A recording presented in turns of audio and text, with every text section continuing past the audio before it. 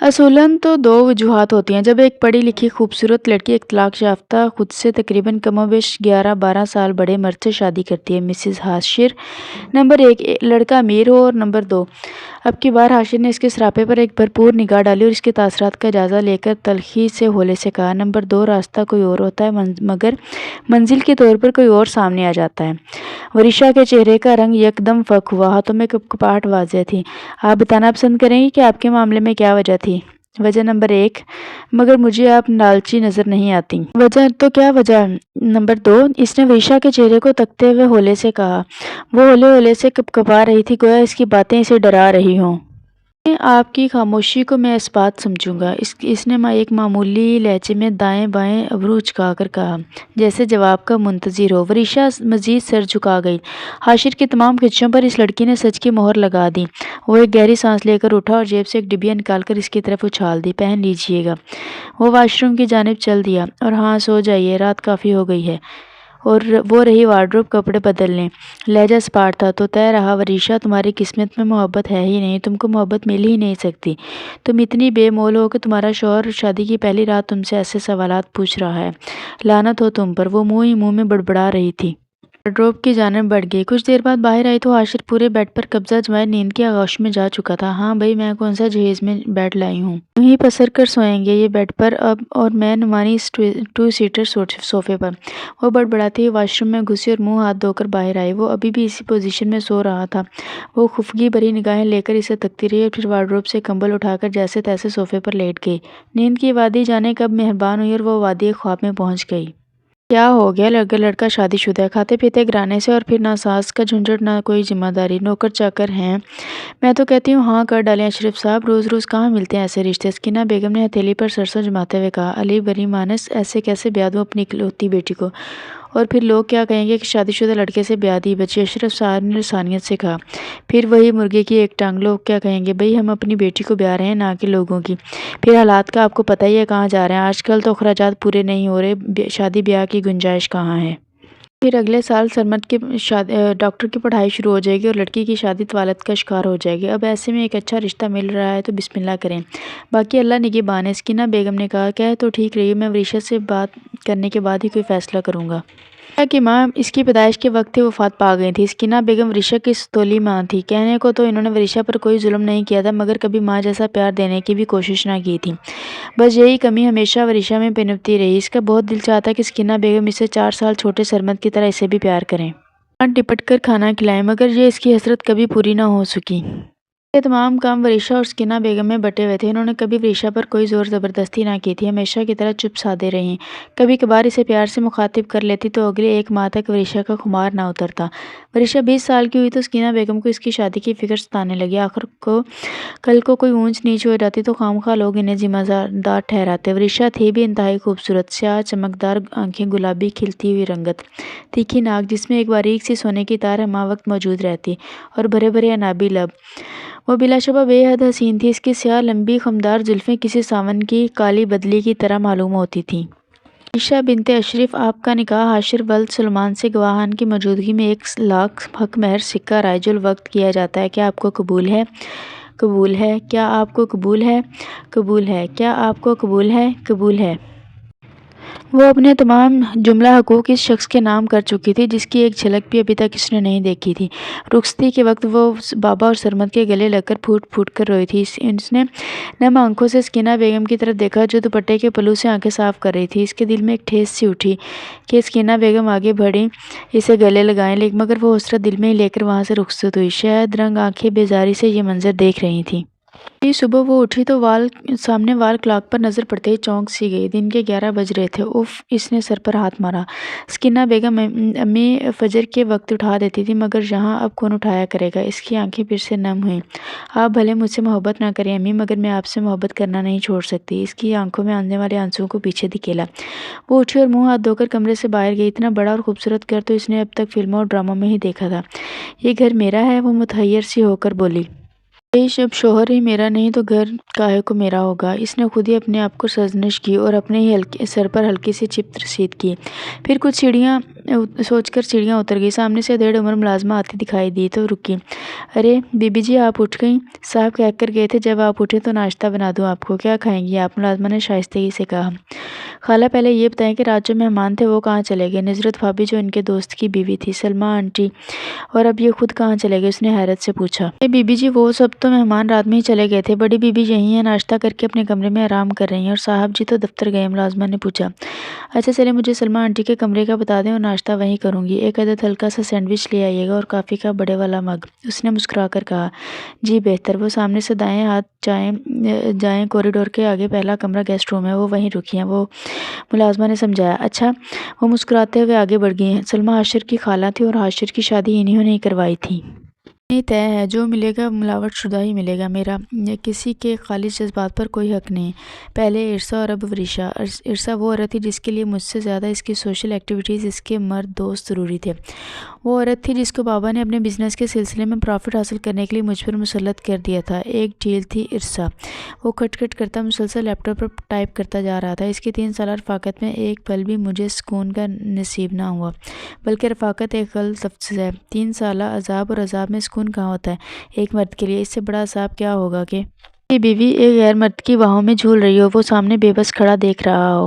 وہ مسلسل ٹائپ کرتا جا رہا تھا۔ اس کے ذہن میں ارسا کے کہے گئے تمام الفاظ گونجے۔ دیکھو حاشر، میں مہر سے بہت محبت کرنے لگی ہوں۔ تم اور میں 2 الگ الگ کنارے ہیں جو ساتھ چل تو سکیں گے مگر مل نہیں پائیں گے۔ کیا فائدہ اصلاح اصل سفر کا؟ تم ایک اچھے انسان ہو، یقیناً کوئی بھی عورت تمہارا ساتھ پا کر خوش نصیب کہلوا سکتی ہے، مگر میں نہیں۔ ہم ایک جیسے نہیں حاشر۔ جو چیزیں تمہیں غلط لگتی ہیں وہ میرا لائف سٹائل ہیں۔ چھوڑ دو مجھے۔ ارسا مختصر سی ریڈ کلر کی سلیو لیس ٹاپ اور جینز میں ملبوس اس کے سامنے کھڑی تھی۔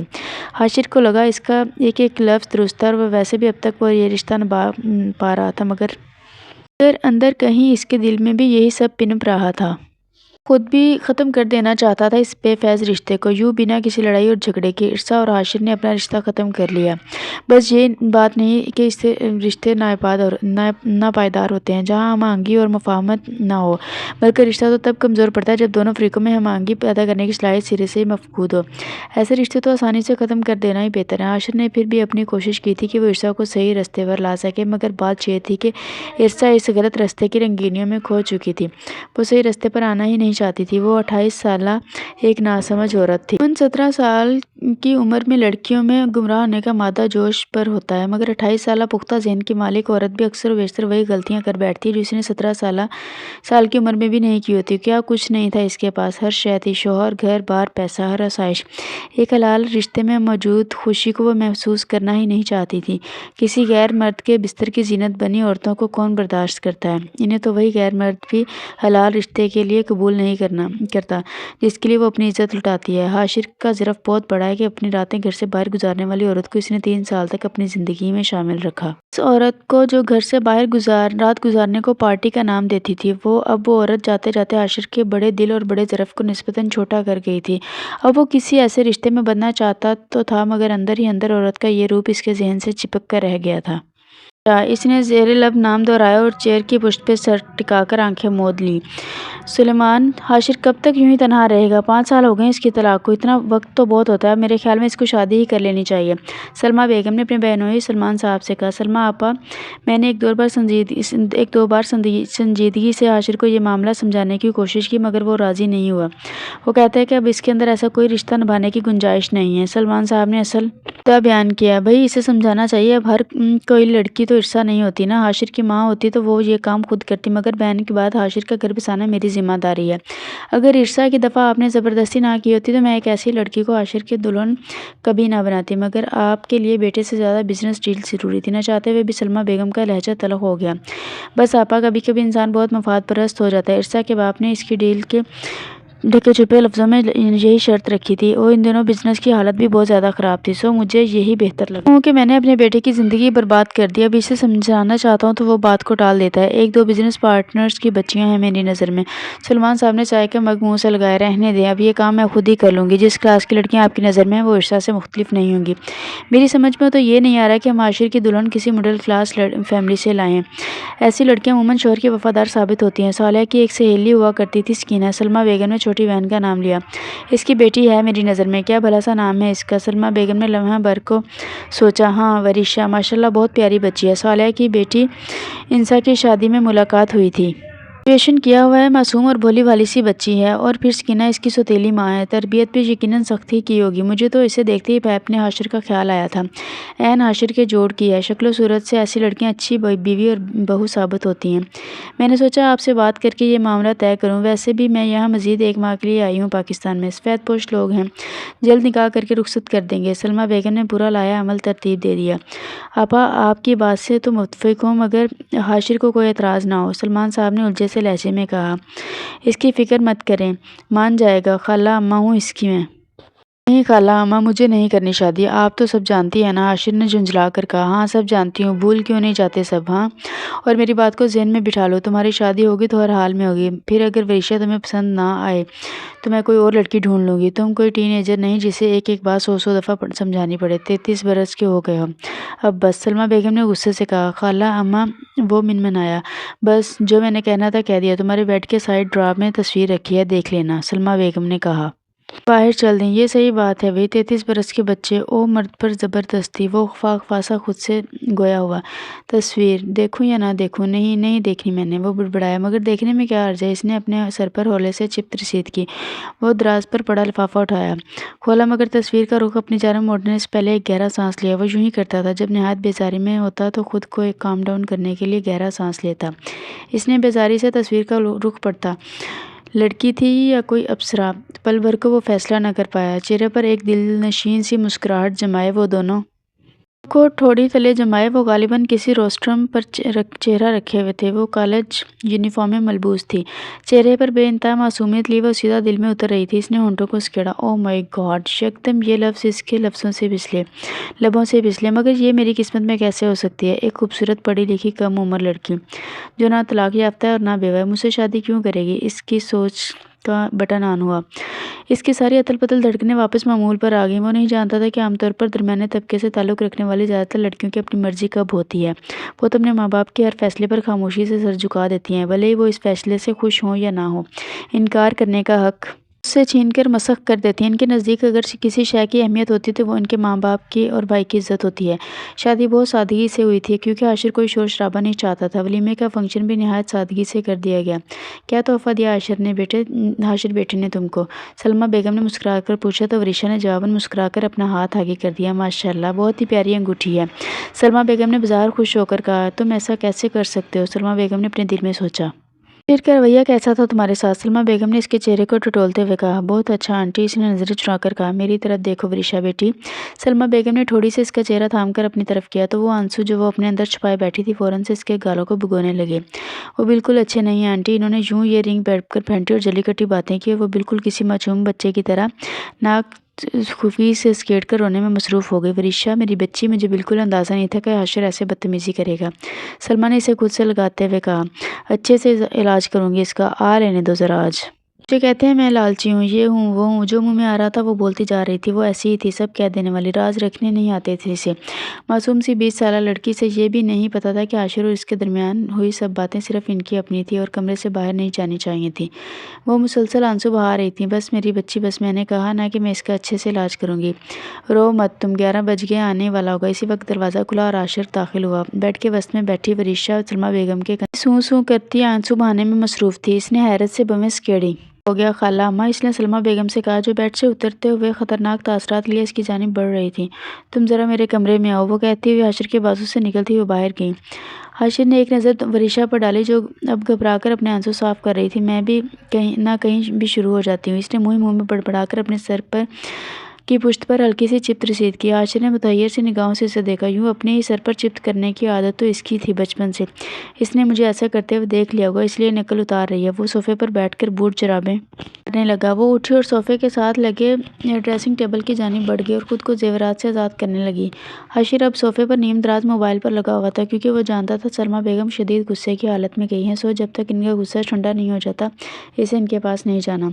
ورشا نے دوپٹہ پنوں سے آزاد کرتے ہوئے صوفے کی سائڈ پر رکھا اور تمام زیورات پیک کر کے سیف میں رکھنے لگی۔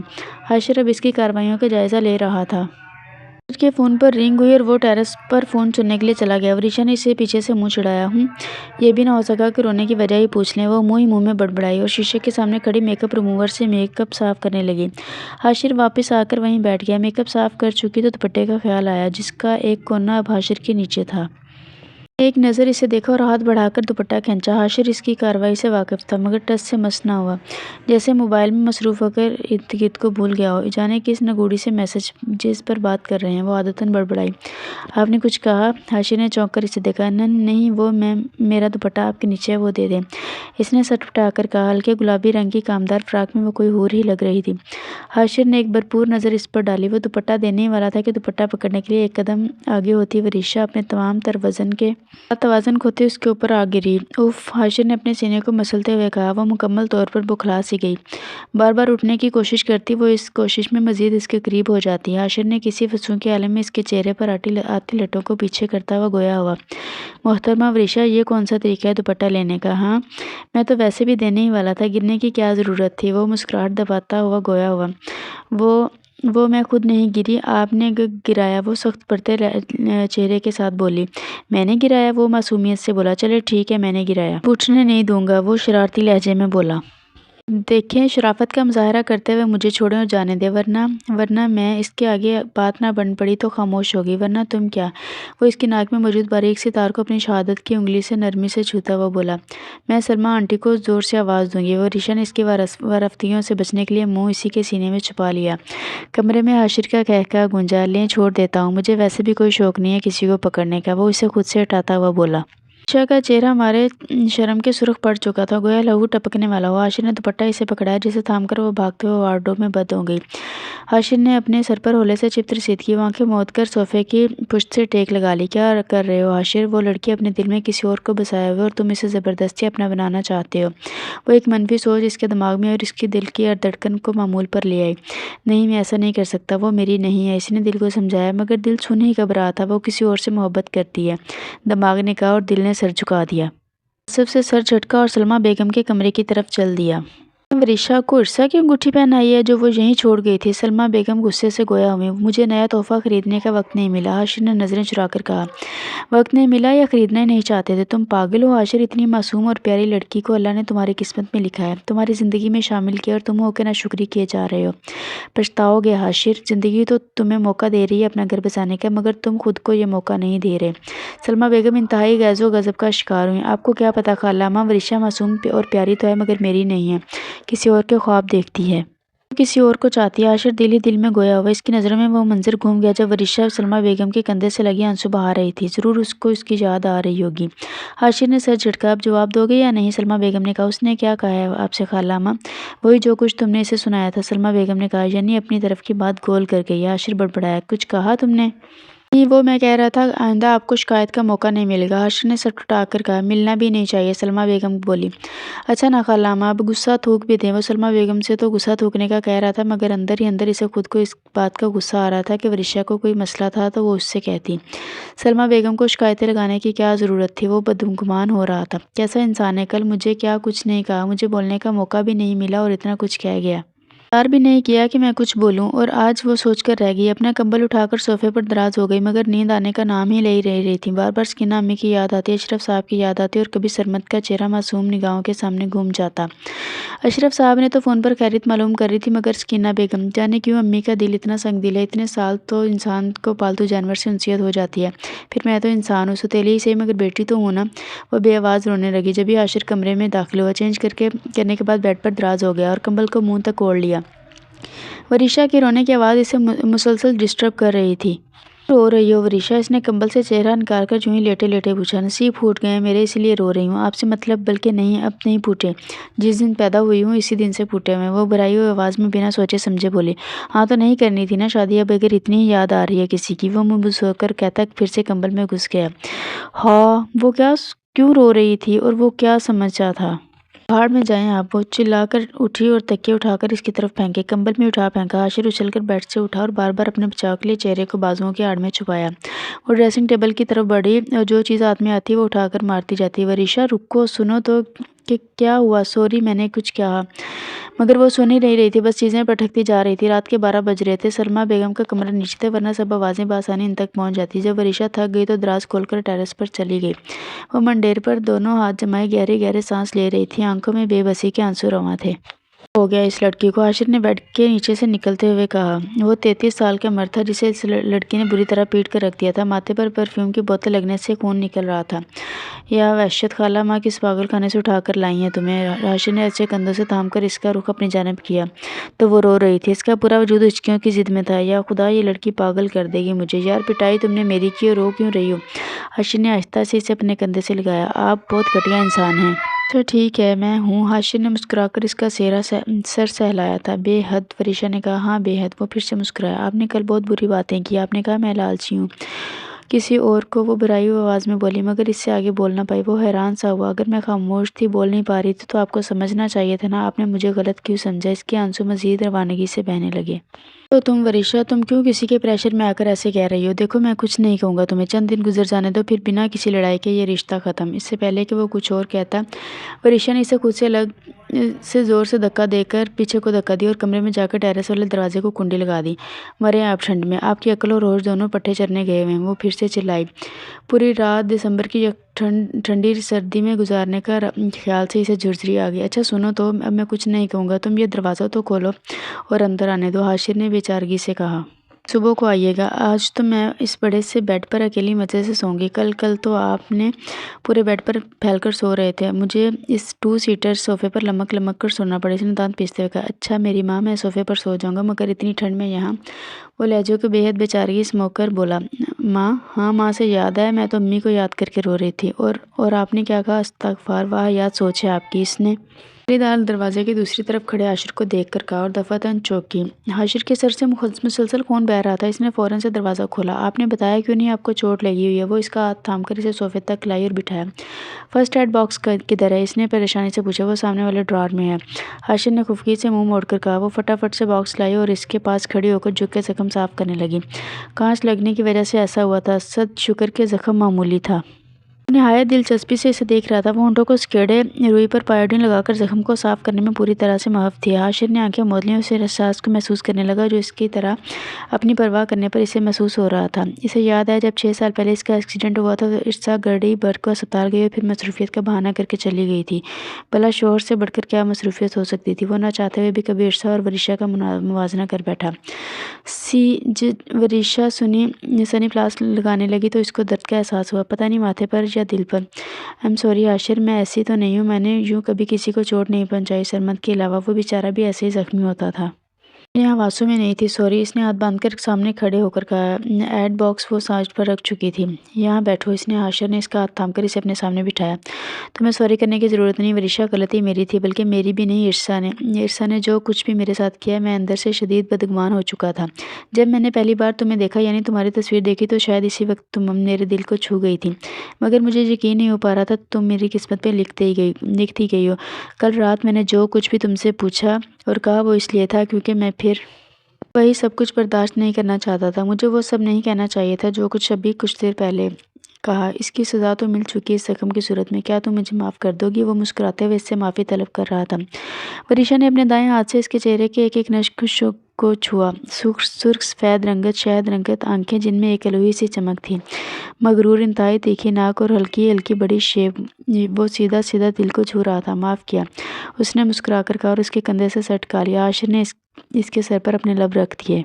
तो ये बताओ, तुम्हें मुझसे मोहब्बत है वरीशा? हाशिर ने यूं ही बेवजह पूछा। एक ही दिन में? अभी तो कल शादी हुई है, मुझे नहीं पता, वरीशा ने होले से कहा। मेरी भी तो कल ही शादी हुई, मुझे तो हो गई मोहब्बत और आज ही हुई, वो हैरानगी से बोला। वो मुंह पर हाथ रखकर अचानक हंसी। एक शेर याद आया है आलिजा, कहें तो अर्ज़ करूं? वरीशा ने आंखों में शरारत लिए कहा। जी ज़रूर, हाशिर ने इसके बाल सहलाते हुए कहा। वह नूज इसके कंधे से सर टिकाए हुए थे। मुझे इन जवानों से है, वरीशा ने एक अदा से कहा। इस वक्त नहीं वरीशा, कोई गालिब का शेर सुनाओ ना, हाशिर ने झुंझलाकर इसके बाल बिगाड़ते हुए कहा। पूरा सुन तो लें, वो नाराज़गी से गोया हुए। अच्छा सुनाओ। मुझे इन जवानों से है, वरीशा ने सर उठाकर इसकी आंखों में शरारत से देखा, जो खाते पीते गिरानों से हैं। शेर का मुकम्मल होना था कि हाशिर का फर्क शिगाफ कहकर बुलंद हुआ। कोई हाल नहीं तुम्हारा, वो हंसते हंसते बोला और इसके सर पर एक चिप रसीद की। अच्छा है ना, मैंने बनाया है, वो हंसते हुए गोया हुए। बहुत अच्छा है जनाब। مجھے امی کے یہاں جانا ہے، آج بہت یاد آئی ان کی۔ وہ اداس ہوتی ہوئی بولی، کل لے چلوں گا۔ حاشر نے کہا، وعدہ؟ وریشا نے کہا، ہاں بابا وعدہ۔ حاشر نے مسکرا کر اس کا ہاتھ تھاما اور اسے قریب کر کے ہولے سے اپنا پسندیدہ گانا گنگنانے لگا۔ باہوں میں چلے آؤ ہم سے صنم کیا پردہ، یہ آج کا نہیں ملن، یہ سنگ ہے عمر بھر کا۔ سکینہ بیگم وریشا کو دل سے بیٹی مان کر گلے لگا چکی تھی۔ وریشا اور حاشر کی شادی کو 2 برس ہو چکے تھے۔ اللہ تعالیٰ نے انہیں ایک پیاری سی بیٹی سے نوازا تھا۔ حاشر کے دوست کی شادی تھی جس میں جانے کے لیے وریشا آئینہ کے سامنے کھڑی تھی۔ وہ ڈل گولڈن کلر کا کام والا سوٹ پہنے ہوئے تھی، اس پر ہر رنگ ہی جچتا تھا، وہ جو پہن لیتی اچھی ہی لگتی۔ چلیں؟ حاشر نے وریشا سے پوچھا جو خود پر پرفیوم کا چھڑکاؤ کر رہی تھی۔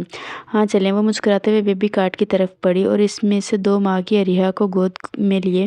ایسے کچھ سوچ رہا ہوں میں وریشا۔ حاشر نے اس کے ایک ہاتھ سے اریحا کو لے کر پیار کیا اور واپس بیبی کارٹ میں رکھ کر وریشا کو خود سے قریب کیا۔ ابھی تو دیر ہو رہی تھی آپ کو اور اب آپ شروع ہو گئے۔ وہ ناک سکیڑ کر بولی، دیر؟ میں سوچ رہا ہوں افق سے معذرت کر لوں اور شادی پر نہ جائیں۔ اس نے اس کے چہرے پر آتی لٹوں کو پیچھے کر کے اس کی پیشانی پر نہایت محبت سے ایک مہر ثبت کی۔